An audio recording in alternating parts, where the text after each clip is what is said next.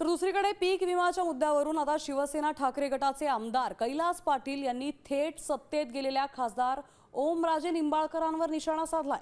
ओमराजेंना खोचक सल्ला देत सरकार शेतकऱ्यांऐवजी केवळ विमा कंपन्यांच्या फायद्यासाठी काम करत असल्याचा थेट आरोप कैलास पाटलांनी केलाय।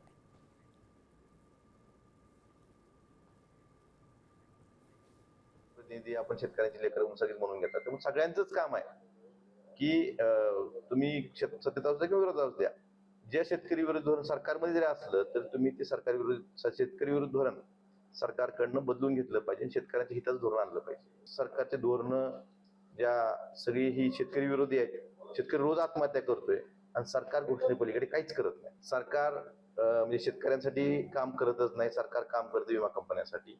विमा कंपन्याला ज्या गोष्टीच्या फायदेशीर राहतील विमा कंपन्याला अशाच पद्धतीचे नियम लावले जातात। साम टीव्ही मी नेहमी पाहतो, त्यावर दाखवलेल्या बातम्या रिलेट करतात।